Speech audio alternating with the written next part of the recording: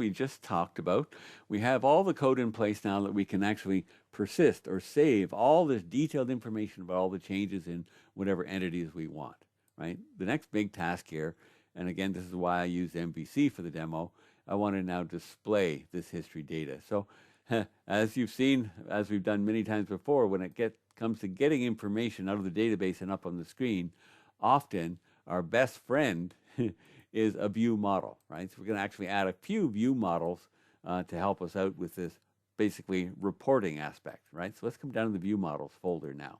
I'm going to right click, I'm going to add, first of all, a class. Now this is the finest grained look at any changes we make to the data. I'm going to call it my audit value view model.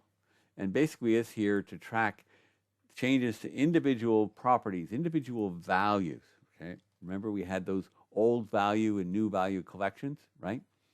So we're basically going to pull the data out of those, so we'll have the property name, what the old value was, and what the new value is, using display name attributes here, because I am eventually going to get this up on the screen to display to the user. Now, to work along with this, I'm going to add another view model. This one I'll call the audit record. This is a record of a change in our audit history. So properties to go in here, okay? A string to describe the entity, one for the user, of course the date time, so we know when this happened. The type, now this is an example where we're actually going to build quite a bit of extra information sometimes into the type. So it'll not only have a descriptor of, was it removed or updated, things like that, but we'll mention the name of the entity in here as well, often to show it up on the screen, and some description sometimes as well. Okay, but very importantly, look at this, an I collection of our first view model, the audit values, right? So I have an I collection of those audit values stored in the audit record itself. So we can loop through and show the detail on every value that was changed, updated, added, removed, whatever. All right. Now, that's it for the view models, but I'm going to go back to the actual audit class, that first class we added here. We're not going to change anything in terms of how it stores its data inside the actual database, but I am going to add a method here for our convenience, right? This comes into play only for reporting purposes, so bear that in mind.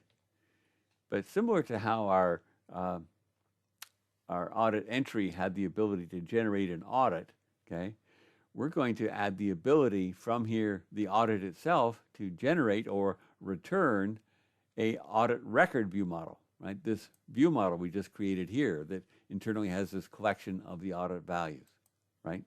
So this will make our life much easier in terms of getting the reports out. So basically what happens here? Well, when we call this toAuditRecord method, okay, we new up our audit record view model object, okay, just getting these values from internal ones here, the entity name, date, time, user, type, and so on, right? But then remember, we've stored the information as strings, right? So our old values, okay, we're going to actually then take the data that's serialized as JSON, okay, and deserialize it as a dictionary of string, right? And the way we go. Same with old values, new values, okay, and then we'll do a count, right? Sorry. We need our count to be the bigger of the two, okay? That, I only mention that because they will be the same if it was an update, but we might not have old values, right? If we've deleted it, we might not have new values, and so on and so forth, right? Or so we won't have old values if we've added it, and we won't have new values if we deleted it, right? So anyway, we get our count of the values themselves, right? And as long as it's greater than 0, then we'll go through and loop through using our ability, our for accounted for loop, right? Looping through each one because it's indexable, okay? So we'll go through, we'll create a audit value for each one, right? And then basically we have the property name, the old value, the new value, and then finally we'll add it to the audit record, okay, to the audit values collection in the audit record. So finally, by the time we're done, we can return that audit record, which remember is basically one of these, the audit record view model. And that is perfectly put together then for reporting, either on a printed report or on the screen, whatever. Okay. Now, the decision is where and how are we going to actually display some of this information. There's a number of approaches that are all valid that you could take, but the first thing that occurred to me is, hey, if I'm focused already on the screen on, say, an individual patient, looking at their patient details, in other words, the patient appointment index, right? I could stick a link right there, and as we've seen before, partial views are great for when you want to stick in some extra information that wasn't originally there on the screen, right? So unless we ask for it, why include it and have it there? But if we do ask for it, I'll use a partial view to actually get it up on the screen. So that's the approach I'm going to take. You could easily have a separate area where you just go in and, you have a filter for, audits for certain entities between certain dates and so on, and you could do the same kind of thing there. But to make the demo less complicated, I'm just going to go directly to the patient controller, right? Control MO, shrink everything down, and we'll just add it here. So it's something I will show on essentially the patient detail page itself. Okay, so in the controller, I'm going to add this method. Now, if you thought there was a lot of code in the last one, now it wouldn't have to be this much, but I decided, hey, if we're going to do this at all, we might as well go all the way, right? So we're going to be able to report all the information we're tracking now in relation to the actual patient themselves, okay? So let me do my paste here. All right, so going to the top. Okay, now it is true that there's a lot of customized work you have to do for the entity itself, because you're going to want to be able to burrow down into all the different related entities, and that's, customizable because, they don't all have the same. You could make this a bit more generic with some work with different approaches in code, but you know what? Generally speaking, when I'm teaching something new, I like to just do it out in full, right? And you can worry about optimization, consolidating code together later on, right? But I will mention that this first chunk of code here that goes and gets the audit information for a given entity, this something obviously could very easily be put into a single method you could reuse, right? Because what I'm doing here is I have a constant string, okay, the name of the actual model class we're focused on, in my case, patient, right? And then what we're doing here is we're putting together that link query, right, to pull out of our audit logs all the information, all the changes related to this one entity. Now, of course, we're passing in the ID of the entity here, so we build up our primary key filter, ID colon, and the integer ID, right? Our foreign key filter will be the name of the entity, the primary entity, with ID at the end. Now, this only works, of course, if we're following that naming convention, the same one we've been pounding into your head right from the beginning of last term, right? The foreign key should be the name of the primary key with ID at the end, and that's our foreign key filter. Then when we do our link query here, right, in our where clause, we'll where the entity name matches the primary key, and the primary key contains the primary key filter. Boom, that's good. That gets all the cases where it's our directly related. It is the actual patient itself. But we've seen already that's not enough, okay? We need to check if the primary key contains that, even if the entity name is different. If the foreign key contains this, like that's applicable, like for example, when we had our composite primary key for the condition, right? It'll have the primary key mentioned there, okay, but not with the foreign key filter, I should say. The primary key will contain the foreign key for the patient ID, even though it might not be the actual entity itself, right? Same with foreign keys, old values and new values. Each of these, we always use the foreign key filter to search. Okay, the only one we search with that primary key filter is when we're looking in the actual primary key for the audit log entry itself. So this, in the end, should return all the audits, all the audit records, okay, in relation to the primary key. All right. So you could just basically reuse this whole chunk of code, just change this to like doctor, for example, and you get all the information down here about the doctors. But we're focusing on patients. Then we prepare a new list of audit record view model objects, okay? And as long as we actually have any data returned by the database, if we don't, notice all we do is we skip over all this other code, and we still return the partial view because we want to have that come to the page, but easily in code we can check this will be empty, okay? They'll have no data, so it'll just quickly be something we can check in the view itself. Hey, there's nothing to display here, so we'll just basically in our partial view show, hey, no record, no, I forget what term I used, but basically no audit history has been saved, right? Okay, but if we actually have some data that's been saved, then we're going to do a for each loop through all of them, okay? We'll create a audit record view model object for each one, right? And there we're using the to audit record method that we added to the audit right earlier on, right? So that gets us our audit record view model directly from the actual record that came from the database, the audit itself. Now we'll need the collection of keys, the primary keys, so we do our same kind of trick here using the serialized object. We'll just do a string dictionary though this time. That's all that we need, right? And that's actually the ideal. Okay, same thing for foreign keys. And then we start looking at the type of audit record it is, right? Because we know we have to handle updates differently from basically inserts and deletes, right? So if it type is updated, okay, so we have to handle changes to all the information related back to the entity itself. Because remember, it might not just be an update to the patient. It could be an update to a patient appointment, for example, things like that. Okay, so first of all, let's check. Is this the primary entity? Is this the actual patient in our case? Well, let's then audit changes to the primary entity, to the patient themselves. Okay, so the type will already have the word updated. So we're going to say space and the name of the entity. So it'll say updated patient, right? And that'll go in here in type. Okay, so then we have to look, okay, what about all the foreign keys, right?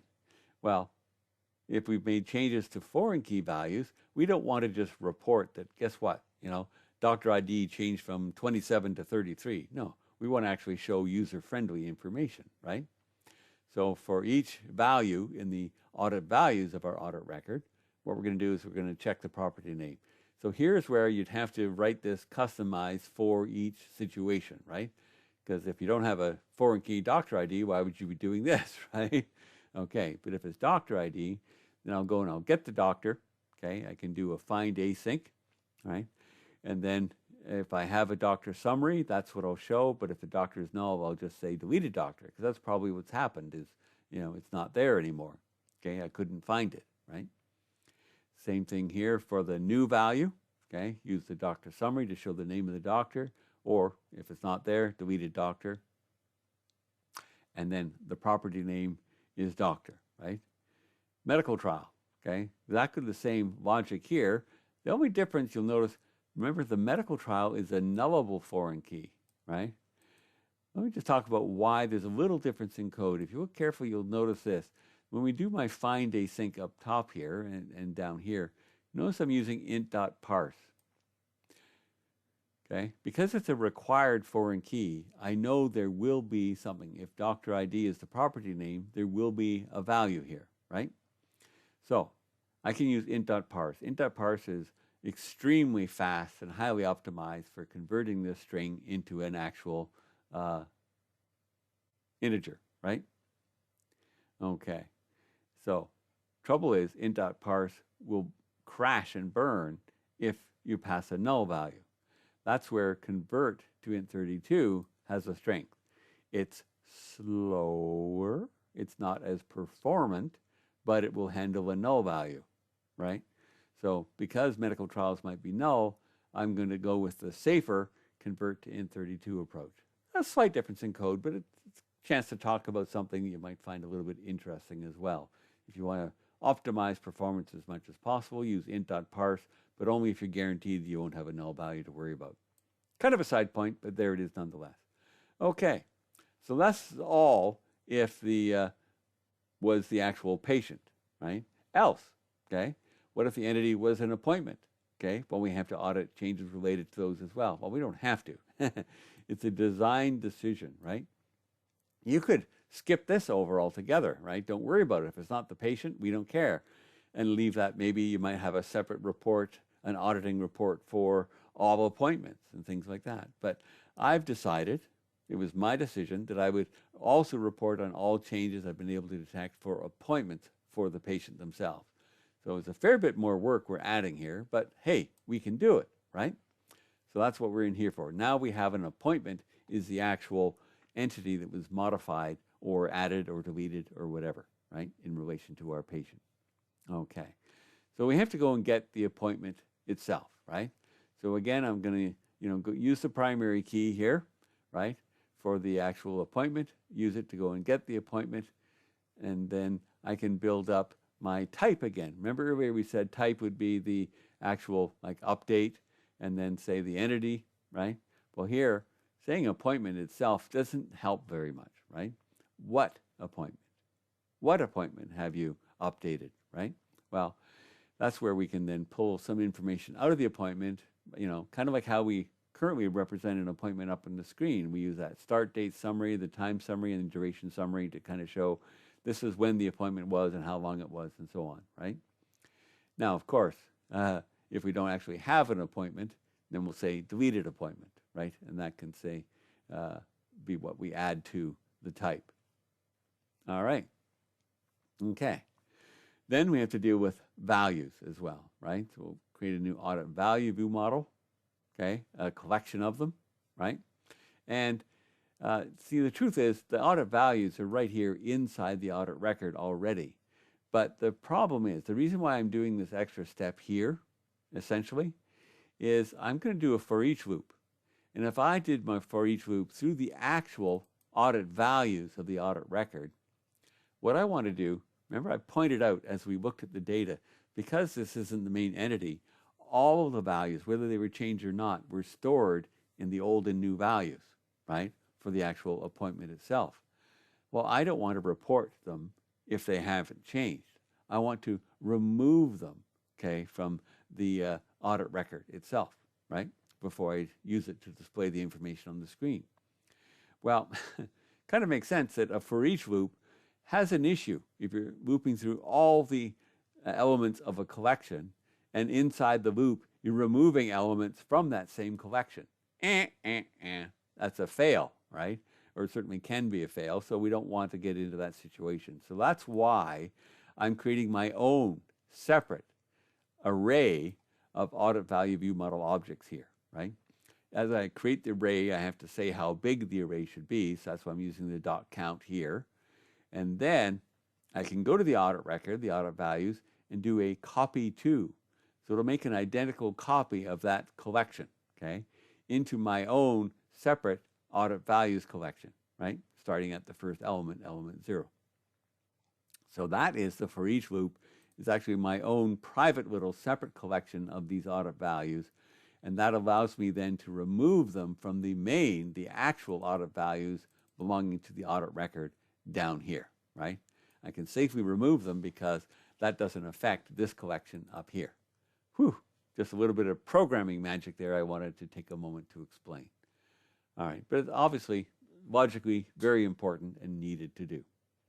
Okay, so that's if they match, then I don't need to report them. But if they don't match, okay, then they're going to be reported, right? They won't be removed. But we also want to do a bit of extra work, okay? What if it was the doctor ID or the appointment reason? Those are the two foreign keys of, other than, of course, the patient, which we've already dealt with, of the actual appointment, right? Well, same kind of logic here. Now, to be safe, we're doing a convert to int32, right, to go and get the doctor as well, okay? All right, and then the same thing for the appointment reason. Again, the whole point of this code is to show the actual names, okay, of the values and not the foreign key integer IDs. And that's it. And that finishes the whole section on if, from our primary entity, it was an update, right? Okay, or if the entity itself was updated, whether it's the primary one or a related entity. Now, else, if it was added or removed, all right? So we're going to deal with that here now. So in this section, we'll handle any entries that were added or removed in relation to the primary entity itself. Okay? We'll get the values from either old or new. Now, whether there's both, okay, that wouldn't happen here because we're all either added or removed, right? So we don't have to worry about having both, just one or the other. So I can just go and get the values here, okay? If it's added, we'll use the new values, okay? Otherwise, we use the old values, right? By the way, adding string.empty, just make sure we don't have empty string, right? Okay. And then we're going to deserialize, okay, the collection into this dictionary of string, right? And that's our all values. Now, we want to change the information we're giving feedback to the user with a couple of comments here. We'll have our new comment and our appointments comments as well that will be part of the new comment, right? So we have to just check and see what about some of these properties that are special cases, okay? Say we uploaded a new patient document, right? Or made a change to the patient document. Well, then we need to add an audit value here that the file name, okay, that was changed, and the document and the audit value, okay, was added, right? Patient photo, did we upload a new photo? Thumbnail, same thing. Okay, what if it's an appointment, right? If the entity is an appointment, well, we don't have the ID of the appointment. So to identify the appointment, in this case, we actually need to identify it by the foreign key values and the start value. Pretty confident that it cannot be, not very likely will ever be duplicated, that you'll have the same appointment for the same patient to see the same doctor at the same time, right? Right. Now, for the time, we'll get the first or default from the audit values where the property name is start, right? And as long as we actually have a start time, then we're going to come down here and get our type is added, okay? Sorry, if it's added, then we use the new value, otherwise the old value, and that's our start time, which we convert to a date time here, right? Then we can go and get the actual appointment. Okay, we're including the appointment reason and the doctor, so they'll already be there available, right? But we're using first or default where, okay, the patient ID matches, the doctor ID matches, and the start time matches, right? All three of those properties, since we don't have the primary key, that's a good way to reliably make sure we're selecting the correct appointment itself. As long as we got it, okay, as long as it's not equal to null, then we'll build up these comments, okay, with, of course, the time of the appointment, the reason, or if that's null, we'll say no reason given, and show who the doctor was as well. And all that can be included there.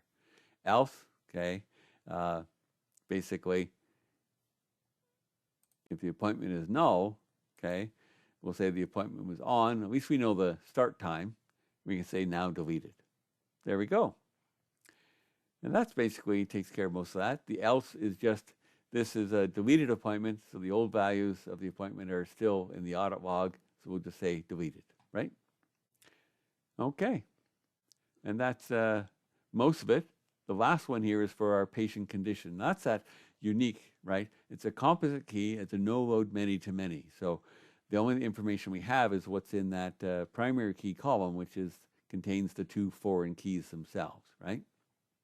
So we'll check this primary key for the foreign key condition ID, okay? And if we get it, we'll hand it out. We have to do a try parse because it might not be there, right? Okay.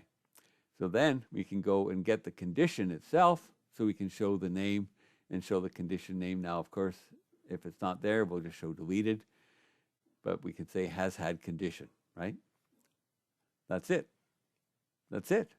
We're basically at the end. So we just add that comment to the type of the audit record. Notice we're doing a plus equal as we add more and more information into the type that we're going to display on the screen. Whew. Date time, of course, is our local date time.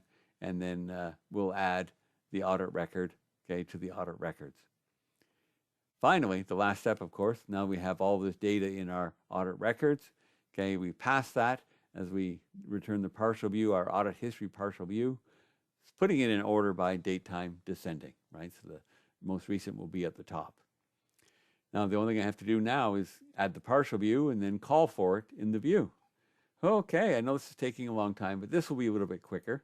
This partial view, by the way, is very reusable, right? It's not strictly tied to any one model. So when I come down to views, I can put it right in shared, right? Because I could reuse the same one with any entity, right? Now the code to get the data ready will be different, but the view, partial view itself is relatively generic. Okay, so I just right click, we'll add a view, just a razor view. I'm going to give it the name underscore audit history.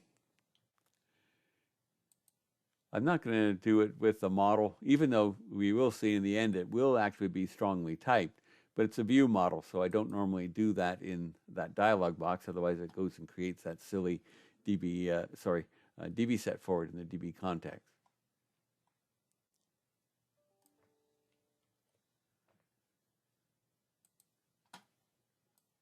Okay, just get my code here. So this is quite generic because it's based on the audit record. Now, whether the audit records came from doctors, patients, or anything else doesn't really matter, right? If we actually have data to show, right? So that's where down at the bottom here, if we don't, then I'll just show no audit history saved, right? But if there's any audit history, then we'll actually have a table here with the date time, the user information, and the audit values, right? We'll show the display name for the audit values. Now down inside, as we go through each item in the model, we'll show the date time, the user, and the type, right? And then underneath that, okay, we'll show a table, a subtable here with the actual values, right? Basically the property name, the old value, and the new value laid out in a subtable underneath. Now you might say, well, why do I have this, okay? Well, I'm using this particular partial view on the details view, logically speaking, of a patient, right? Well, if the patient was just added, right, then there's no audit history. If the patient was deleted, I can't be on the details view for a deleted patient. So I'm only really focusing in this case, based on the choice of where I'm putting this report, on the actual details view of the patient for an update, right? Okay, now let's finally get it up on the screen. So here is where I will go to. So where is the details view for a patient? It's not under patient, it's under patient appointment index. We treat it logically as a details view, but it's not, right? Okay, so let me come down here. What I'm going to do is I'm going to add the code. Right here, after the div containing that table, we'll just throw in this simple description list. Okay, just one term, ID containing a link, audit history. ID is audit history. And then we have here a div, ID is audit form, and that is the div we're going to use to load the actual partial view. So last but not least, we'll get this little bit of code in, a bit of JavaScript here to actually handle the click event of that link. And then away we go. Let's run it.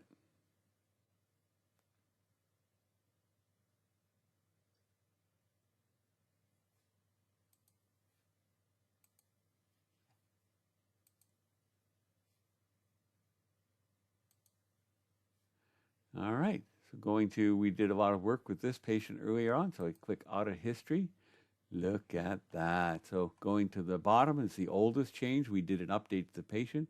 Look at all the things we changed. We changed the doctor, we changed the visits per year, reassigned them to a different medical trial. The middle name was updated, and so was the OHIP number, right? All the changes nicely documented there. Here, we added these conditions to their medical history: hypertension, bleeding disorder, circulation problems, and so on, right? Okay, slightly different timestamp now, right? Here we updated an appointment, okay?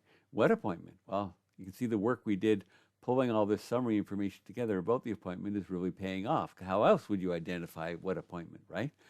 So there we are. So the appointment reason was changed, the doctor was changed, and the extra fee was removed, $20 down to $0, and so on, okay? Here we actually added a totally new appointment at a given date time, the reason, mental state, the doctor, Gregory House, and so on.